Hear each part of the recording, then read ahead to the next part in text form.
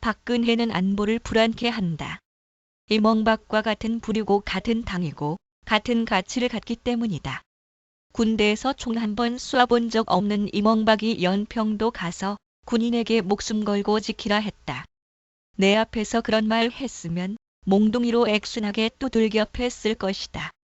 미친놈, 누구를 위해서 목숨을 바치냐.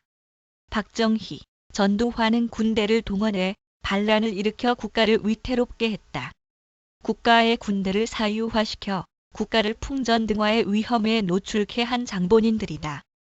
그놈들이 정권 잡았을 때 과연 국방이 튼튼했을까? 그때 군대 생활했던 나는 그때의 군 실상을 알려줄 수 있다. 그때 우리 부대에 팽배했던 의식은 차라리 전쟁 일어나라는 것이었다. 전쟁 터지면 총 거꾸로 들고 그놈들 먼저 쏴 죽이겠다는 것이었다. 일국의 군대를 지들 총알바지로 생각하는 놈을 위해 목숨 걸 자 아무도 없다. 지난 독재자 발의 정권 시절에 북방 한계선을 경계선이라고 말한 행정부장은 단 한 명도 없다.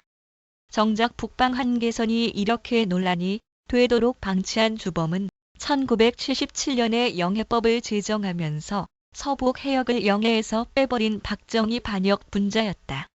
서북 해역을 지킬 의사도 능력도 없었던 박정희는 영해법을 선포하고 나서 북한 특수부대의 섬 상륙에 대비하여 기뢰를 설치하도록 한 것이 그가 한 조치의 전부였다. 최근 그 당시 설치한 기뢰 중 미수거된 일부가 천안함 사건의 원인이 됐을 거라는 추정까지 가능해진 마당이다. 서북 해역의 안전 문제가 쟁점이 되면 우리는 그 문제의 뿌리를 찾기 위해 박정희 시절로 되돌아가지 않을 수 없다. 바로 그 시절이 우리나라 서북 해역의 안전 문제의 첫 단추가 잘못 꿰어진 시초이기 때문이다. 박정희는 또 서북 도서에 해병대를 배치하면서 유사시 옥쇄 작전, 즉 후방의 지원은 없는 것으로 설정했다. 한마디로 해병대는 거기서 나올 생각 말고 죽어라는 것이다. 이런 작전 개념은 90년대 중반까지 이어졌다. 우리는 군 출신이 행정부장이 되면 국방이 튼튼할 것이라는 대단히 막연한 기대를 갖고 있다. 그러나 착각하면 안 된다. 군바리들이 정권 잡을 때 군의 부정부패가 가장 심했고 가장 기강이 해이했으며 가장 군인이 천내받게 만들어졌던 시기다.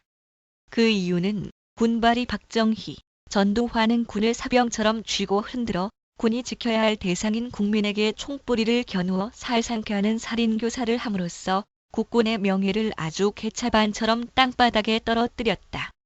그때부터 존경받아야 할 군이 민간에서는 군바리 놈들로 불리워지게 되며 군과 민간인을 서로 등돌리게 만들었다. 국민의 명령을 들어야 할 군이 반란 두목 정권 찬탈의 사병화가 되었으니 그 부하들도 호시탐탐 반란을 노리게 된 것이다. 군인 어느 누가 반란 괴수를 위해 목숨을 바치겠나. 전쟁에서 승리를 위한 여러 조건이 있지만 정작 사명감, 정신력이 가장 큰 동인이다. 그런데 전쟁 나면 누가 반란 수괴 독재자를 위해 싸우겠는가. 박정희, 전두환이 언제부터 북방 한계선을 목숨으로 지켰다는 것인지도 어리둥절하지만 정작 북방 한계선을 방어한다는 개념이 최초로 성안되고 적용된 정권은 김대중 정부 시절이다. 그 바탕 위에서 노무현 대통령 시절에 서해평화협력 구상이 탄생할 수 있었다.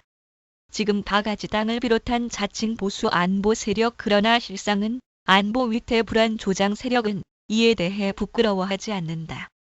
육지의 군사분계선 MDL과 해상의 북방 한계선 MDL이 모두 뚫리고 사람이 죽고 주민이 대피하도록 상황을 악화시켜 놓고 그걸 마치 남의 일처럼 말하는 유체 이탈 화법도 여전하다.